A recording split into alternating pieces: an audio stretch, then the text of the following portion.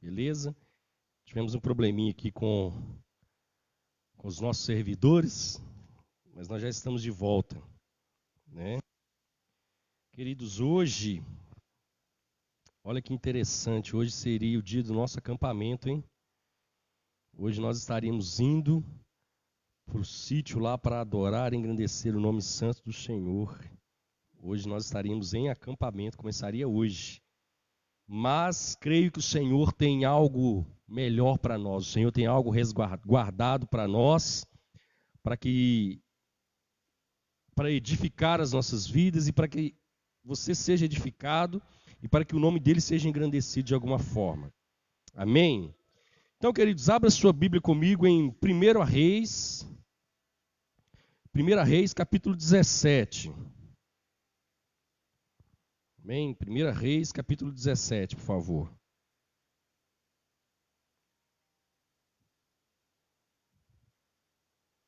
Nós temos que aprender com Deus a ver os pequenos sinais, amém?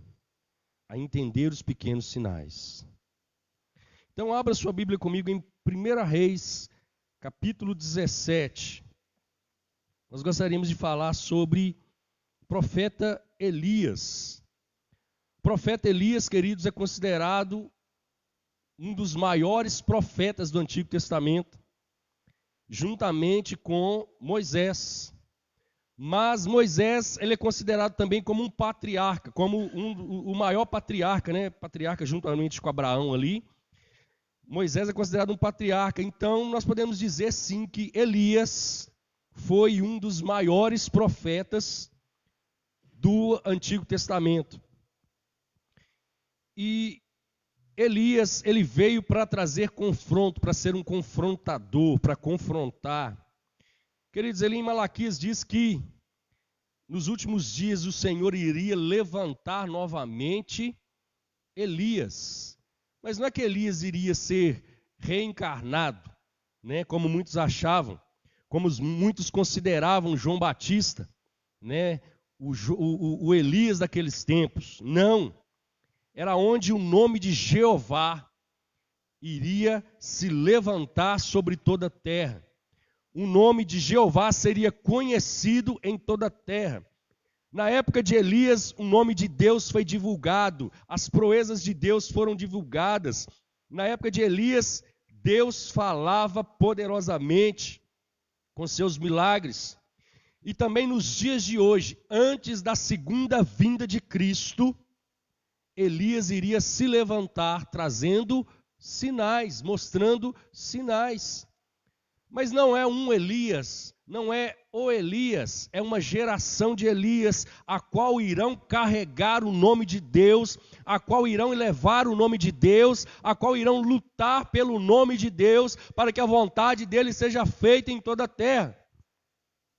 Então, queridos, Elias é um novo estilo de vida, a qual muitos de nós vamos viver, trazendo o nome de Cristo, trazendo aquilo que Cristo determinou sobre as nossas vidas, né?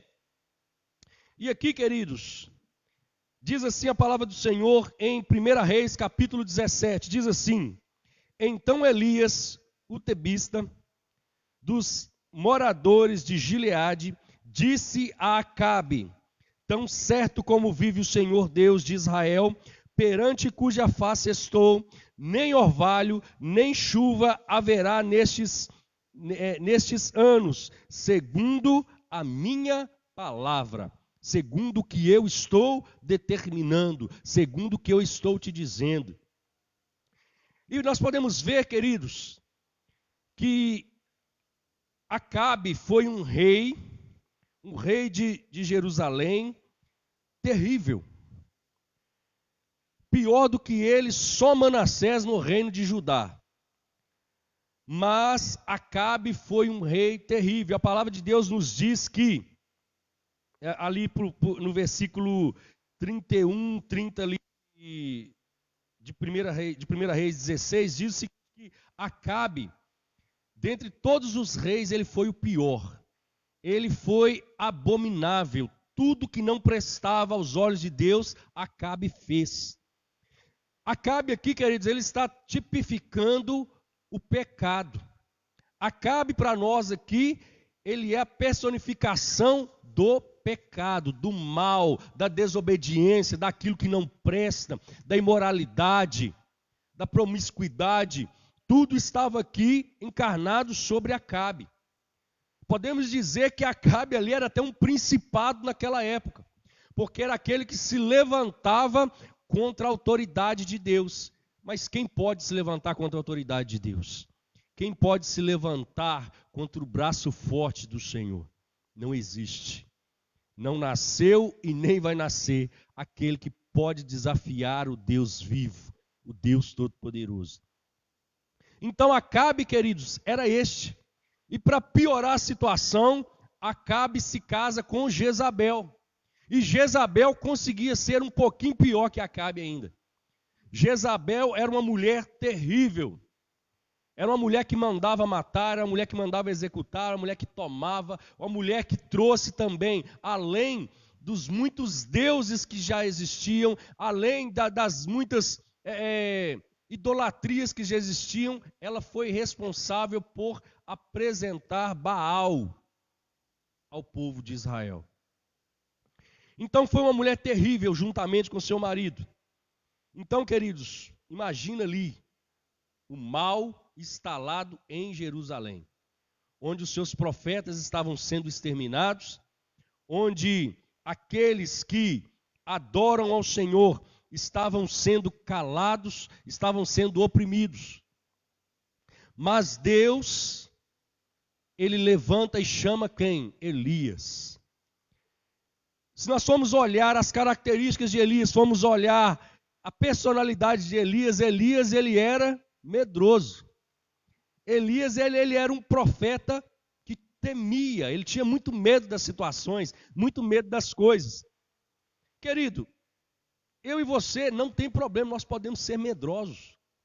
Eu posso ter medo, eu posso ser medroso, eu posso, posso ter medo. Medo de escuro, posso ter, não tem problema. Mas quando nós estamos a serviço do Rei, quando Deus fala conosco, quando Deus nos dá um direcionamento, queridos, você tem que se tornar um leão diante da presença dEle. Quantos já assistiram aquele desenho, He-Man? Tinha aquele gato guerreiro lá, vocês lembram do gato guerreiro?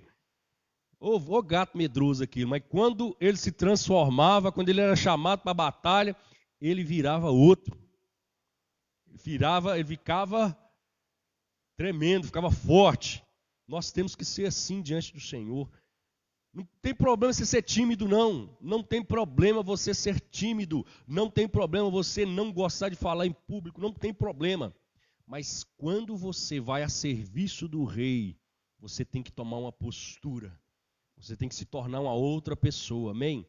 Queridos, eu sou muito tímido, verdadeiramente eu sou tímido. Tenho dificuldades, às vezes, até de fazer novas amizades, pela minha timidez. Mas isso não me impede de me apresentar diante do meu Deus, não me impede de fazer aquilo que Ele me ordena fazer, na hora que tem que ser feito, seja a quem tem que fazer. Se precisar de eu falar um dia com o presidente, eu vou lá falar, porque é Deus que me move a fazer. Amém? Então nós temos essa característica de Elias, medroso, bem medroso. Mas, quando Deus mandava fazer, ele ia e fazia. Então, diga para a pessoa que está aí na sua casa, junto com você, na sua casa com você, e fala para ela, seja um inconformado. Não se conforme. Em Romanos capítulo 12, verso 2 diz, o apóstolo Paulo nos diz, para que nós não nos conformemos com este mundo, não se conforme, mas que nós possamos ter a nossa mente transformada pelo Senhor. Não se conforme com a situação que você está vivendo. Não se conforme com a situação que a sua família está vivendo. Não se conforme com a situação que o seu esposo, que a sua esposa, que os seus filhos. que a sua casa está vivendo. Não se conforme, seja um confrontador do pecado. Confronte o pecado. Confronta o pecado. Confronta aquele que tem se levantado contra a tua casa, contra a tua família. Ele vai ter que baixar a cabeça para você, porque aquele que habita na sua vida te dá autoridade para fazer isso. Seja um confrontador. E Elias foi aquele que confrontou Acabe, confrontou aquele principado. Elias foi aquele levantado por Deus para confrontar o pecado que estava habitando ali em Jerusalém, que estava habitando ali no povo de Israel. Então Deus levanta ele, vai meu filho, e fala com Acabe. Você vai chegar para Acabe e vai falar com ele assim: olha, a partir de hoje não chove mais, não cai mais orvalho, durante 3 anos não vai chover, não vai cair orvalho, e vocês vão ver o que eu vou falar, só vai acabar mediante a minha palavra, aquilo que eu decretar. Então tome posse dessa palavra e comece a decretar isso dentro da tua casa. A partir de hoje eu não aceito mais isso sobre a minha vida. A partir de hoje eu não aceito mais isso sobre a minha família.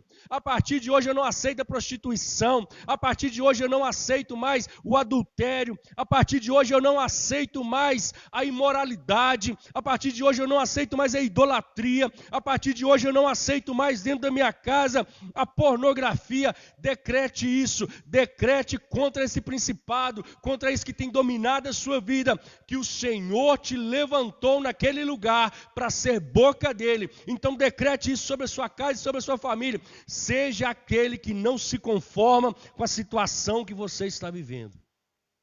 E decrete isso. E vai acontecer em nome de Jesus. Amém? Então, queridos, o que ele faz? Ele chega, ele lança isso para Acabe, ele se levanta, se coloca de pé.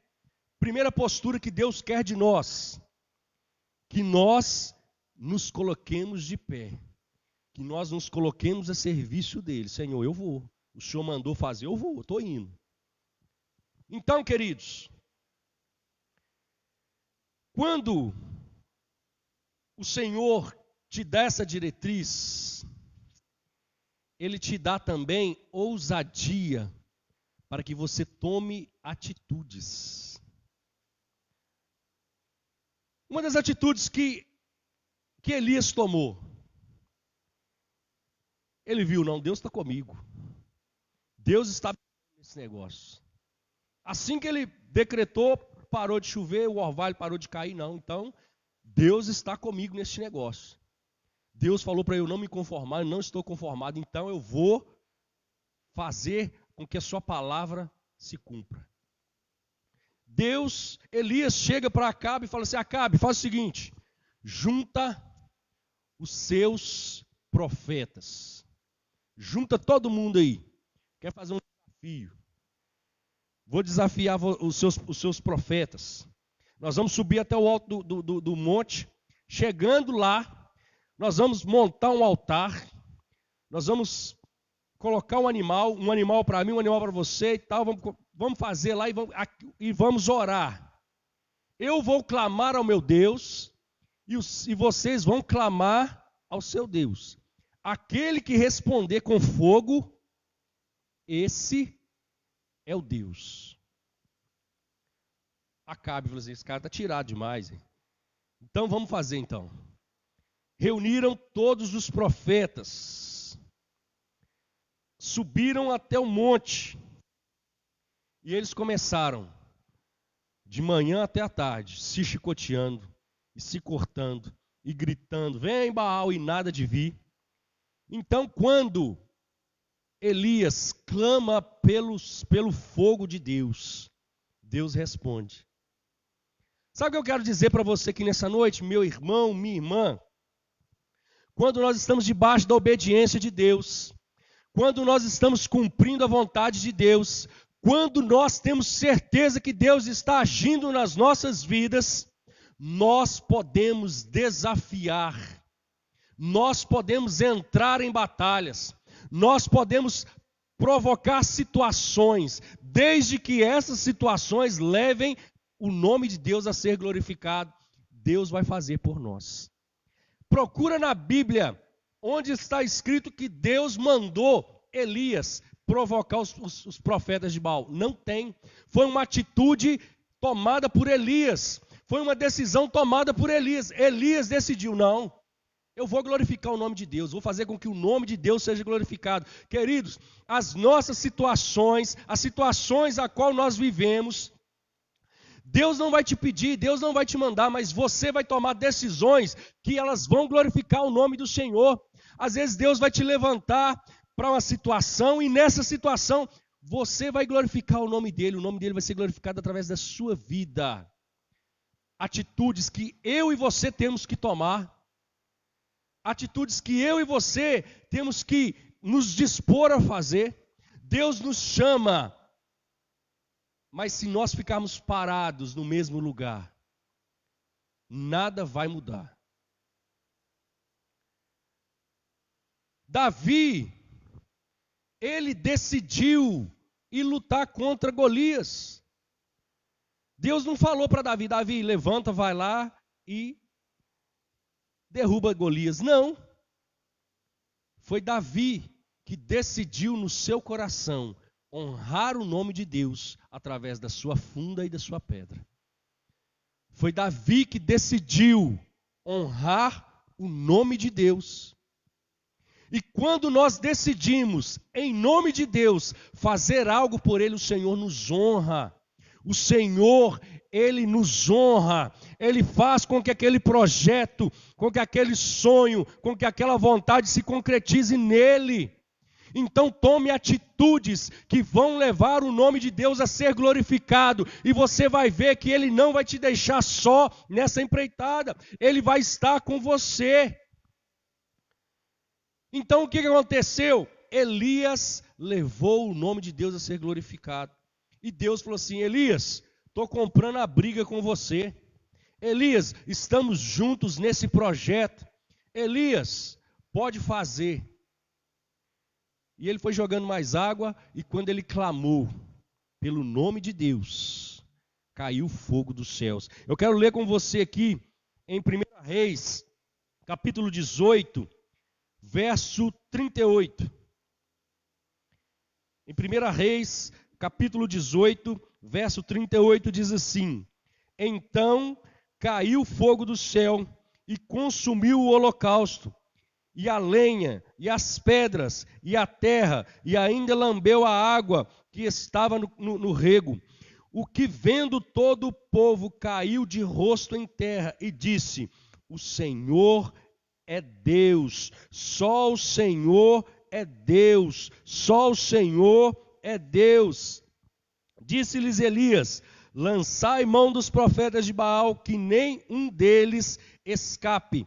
Lançaram mão deles, e Elias os fez descer ao ribeiro de Quisson, e ali os matou. Mas algo interessante aqui, queridos, para nós nessa noite, é que quando você tomar decisão na sua vida de derrubar aquilo que tem te atormentado, derrubar aquilo que tem te afrontado, é necessário que você corte o mal pela raiz. É necessário que você dê cabo daquilo ali sem ter uma esperança, uma chance de você voltar atrás.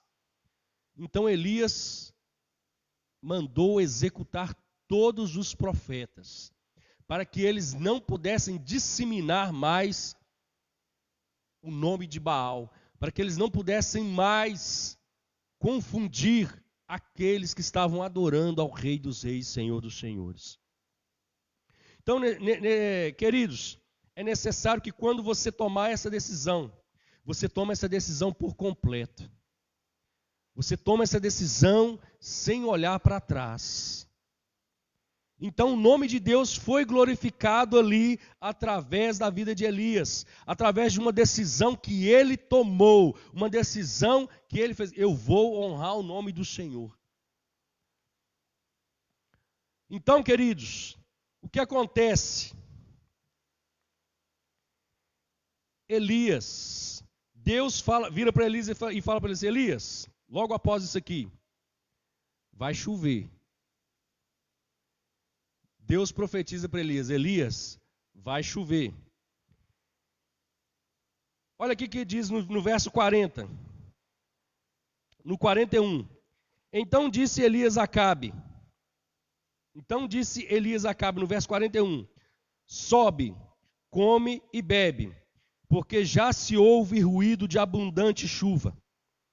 Subiu Acabe a comer e a beber. Elias, porém, subiu ao cimo do Carmelo e, encurvado para a terra, meteu o rosto entre os joelhos. O que aconteceu aqui, queridos?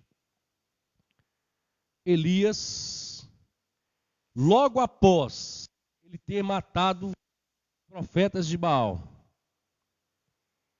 ele chega para Acabe e fala com Acabe: Acabe, lembra que eu te falei que ia ficar 3 anos sem chover? E a fome, queridos, já estava terrível. Não tinha praticamente o que comer. Não tinha praticamente o que beber. Os animais já estavam morrendo de fome. Tudo mediante a voz do homem de Deus. Você tem consciência que há autoridade na nossa boca, há autoridade na nossa mão para determinar, há autoridade na nossa mão para fazer e desfazer, há autoridade sobre nós para transformar e destransformar, porque Deus nos garante isso, uma vez que nós estamos ligados nele, uma vez que nós estamos debaixo da autoridade dele. Então essa palavra é para você que está desacreditado, essa palavra é para mim e para você, que estamos vendo sinais, mas nós não estamos acreditando. É para mim e para você que estamos desesperançosos. Para mim e para você que nós ouvimos a voz de Deus, ouvimos Deus falando e não acreditamos que vai acontecer. Eu quero te dizer que vai acontecer, mediante a sua palavra. Elias falou: olha, não vai chover, e não choveu, porque Deus garantiu isso para Elias. Outra coisa que eu quero falar com você nessa noite, você que já recebeu promessa na sua vida, você que já recebeu profecia na sua vida, olha, a profecia de bênção, ela só acontece mediante a clamor, mediante a choro, mediante a lágrimas diante do nosso Deus. Ah, pastor, eu recebi uma profecia há tantos dias, há tantos anos que ia acontecer isso, isso, isso. Você já chorou por ela? Você já pagou um preço por ela? Você já colocou a sua cabeça no meio dos seus joelhos e chorou, clamando a Deus para que ela aconteça? É momento de nós... Deus nunca se esquece, queridos. Deus nunca se esquece. Mas é momento de nós clamarmos a Deus, chorando pelas profecias, chorando por aquilo que Ele nos prometeu. Então, o que Elias faz aqui? Ele corre para o cume do monte, e ele se abaixa e coloca a sua cabeça entre os seus joelhos, e ele começa a clamar a Deus por aquilo que Deus havia dito para ele. Deus havia dito para ele: Elias, vai chover. Deus já falou para você: olha, vou mudar o seu marido. Deus já falou com você: olha, vou mudar a sua esposa. Deus já falou para você: vou transformar a sua casa, a sua família. Olha, vou abrir uma porta para você. Olha, vou fazer isso. Mas às vezes porque você ainda não tomou uma posição diante de Deus, ou porque você ainda não está atento aos sinais, você está desacreditado. Quero te dizer algo nessa noite. Como ministro do Evangelho, é hora de você colocar a sua cabeça entre as suas pernas, entre os seus joelhos, e começar a clamar a Deus, começar a orar a Deus. Não saia dessa posição enquanto você não for atendido. Enquanto você não vê o sinal de Deus sobre a sua vida. Está entendendo essa palavra, meu querido? Está entendendo que o Senhor está falando com você nessa noite?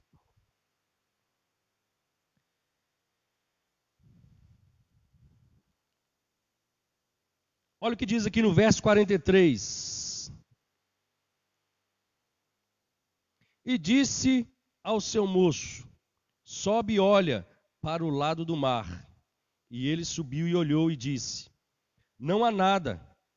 Então lhe disse Elias: volta, e assim por 7 vezes. A 7ª vez disse: eis que se levanta do mar uma névoa pequena como a palma da mão de um homem. Então disse ele: sobe e diz a Acabe: aparelha o teu carro e desce, para que a chuva não te detenhas no caminho. Entre outras palavras, vai lá e corre e diz para Acabe que vai chover. Às vezes você está esperando, você está necessitando de uma palavra de Deus. Você está esperando que Deus venha diante de você com trovões, venha com você diante de vendaval. Você está esperando que Deus mande um profeta diante de você e fala: eis que vos digo. Mas não. Às vezes Deus está falando com você através do olhar do seu filho. Às vezes Deus está falando com você através de uma árvore. Deus está falando através de você, com você através de uma brisa suave, e você não está percebendo a voz de Deus. Sabe por que você não está percebendo a voz de Deus? Porque você não está tendo intimidade com Ele. Você não está percebendo a voz de Deus porque você não conhece mais a voz de Deus. Você acha que Deus parou de falar? Não, pelo contrário, é nós que mudamos o nosso idioma com Deus. É nós que não entendemos mais o que Deus fala. Deus tem falado, mas nós não temos ouvido. Porque a linguagem do mundo hoje é outra. A linguagem do homem hoje é outra. Nós não falamos mais a mesma língua de Deus. Mas Deus deixou de falar? Não, é nós que não prestamos atenção no que Ele fala, porque nós não reconhecemos mais a sua voz, nós não reconhecemos mais a voz de Deus. É necessário que você pare o que você estiver fazendo, é necessário que você dê um tempo em tudo que você está fazendo para ouvir a voz de Deus, ouvir o que Deus tem falado nesses dias. Ouça a voz de Deus. Olhe os sinais, por pequenos que sejam, por insignificantes que sejam. Uma nuvem do tamanho da mão de um homem, vindo do mar, para aquele que tem Deus, para aquele que confia em Deus e sabe o Deus a qual serve, é sinal de chuva. E é sinal de chuva abundante. Uma nuvem pequena nas mãos daquele que sabe a quem serve, é sinal de chuva grande. Então eu quero te dizer nessa noite, creia no que Deus tem te dito, creia nos sinais que o Senhor tem te revelado, tem te mostrado. Creia nas promessas do nosso Deus e grandes coisas vão acontecer sobre a sua vida. Seja um inconformado, seja um com que não se conforma com essas coisas que têm acontecido. Seja um que confronta o pecado, um que não aceita o pecado. Faça com que o pecado não faça parte da sua vida.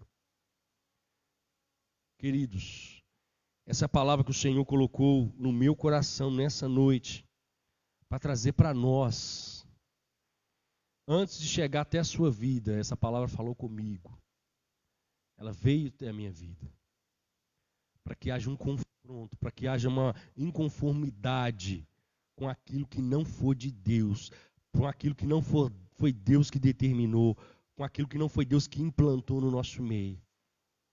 Ainda que você seja taxado de diferente, ainda que você seja taxado de louco, fale. Amém? Para que o nome de Deus seja glorificado. Levante o altar, conserte um altar.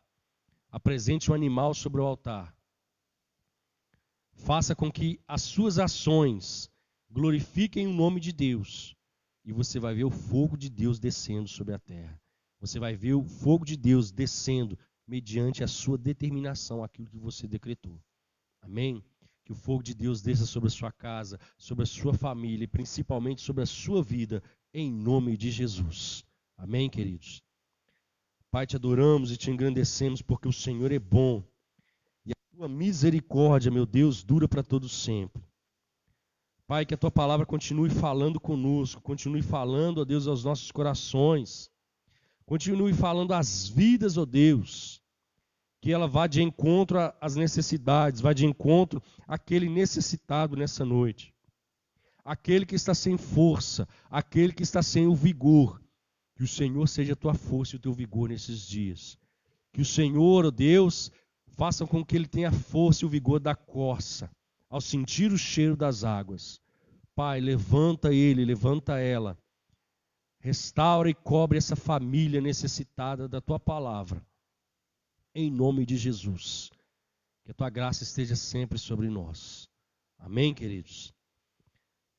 Os nossos avisos. Domingo, às 19 horas, segundo domingo do mês, estaremos firmes e fortes aqui, a partir das 19 horas, para adorar ao nosso Senhor Jesus Cristo, para engrandecer o teu santo nome. Amém, queridos? Lembrando você mais uma vez, hoje nós estaremos no nosso acampamento, né? Hoje eu fiquei pensando assim, meu Deus, hoje nós estaremos na euforia. Olha como que essa situação que nós estamos vivendo mudou o curso de todos. Mudou a realidade de todos. Mas isso serve para que nós lembramos. A gente faz planos, a gente faz projetos. A gente fala, eu vou fazer, amanhã eu vou fazer isso. Eu vou comprar, eu vou vender. A gente faz tantos planos, tantos projetos. E se Deus determina, Deus que determina, vai lá fazer. Vai lá comprar, vai lá vender. Você não falou que vai amanhã? Sem antes nós colocarmos, se Deus quiser. Essa é uma realidade que todo mundo está vivendo. Você tem dinheiro, mas não pode comprar. Você tem dinheiro, mas não pode viajar. Não pode fazer. E aí? Deus, ele é tremendo. Espero que todos nós venhamos aprender com isso que Deus tem nos ensinado. Isso não é castigo não, viu, queridos? Muitos acham que Deus está castigando. Não. Sabe por que muitos de nós estão sofrendo além da conta? Porque nós não fomos preparados para o sofrimento. O evangelho que tem sido pregado não é um evangelho que te ensina a sofrer. Não é um evangelho que te ensina a lidar com as diversidades. Pelo contrário, quando elas vêm, a primeira coisa que nós fazemos é pedir para que Deus leve ela logo embora. Nós não sabemos sofrer. Primeira coisa, quando você se converte, que as pessoas te falam que a sua vida vai ser mudada para melhor, verdade, porque você agora tem Cristo. E muitos dizem que você não vai ter mais dificuldades na sua vida, não vai ter mais problemas. Mentira. Isso é mentira. Você vai ter problemas sim, muita dificuldade, mas a diferença é que você vai passar todas elas com Jesus na sua vida. O evangelho que te diz que tudo vai ser bênção na sua vida. E aqueles que perderam as suas vidas por causa do evangelho, o próprio Cristo sofreu por causa da tua palavra, por causa da sua palavra. E nós não somos preparados para sofrimento. Nós não somos preparados para o sofrimento. Durante muitos anos, nós temos aprendido que Jesus, sim, ele veio para tirar as nossas dores, para levar o jugo que estava sobre nós, mas é o jugo de pecado, o jugo de condenação e de morte eterna. Mas ele nos garante que aquele que não carregar a sua cruz e não vier após ele, não é digno de estar com ele. Mateus capítulo 12, verso 11, eu acho que é isso mesmo. diz que desde os tempos de João Batista, o reino de Deus ele é tomado por esforços. E só se apoderam dele aqueles que se esforçam. Então só aí nós já podemos ver que não vai ser mamão com açúcar. Não vai ser prego no angu. Amém? É isso que o Senhor tinha para nos dizer nessa noite. Temos mais algum aviso? Não? Então é isso aí, que o Senhor te abençoe, te guarde, te proteja. Traga a graça dele sobre a sua família, te livrando de todo mal em nome de Jesus. Que o amor de Deus Pai, a graça e as doces consolações do Espírito Santo estejam reinando sobre nós para todos sempre. Amém, amém e amém. Graça e paz e uma ótima noite para todos.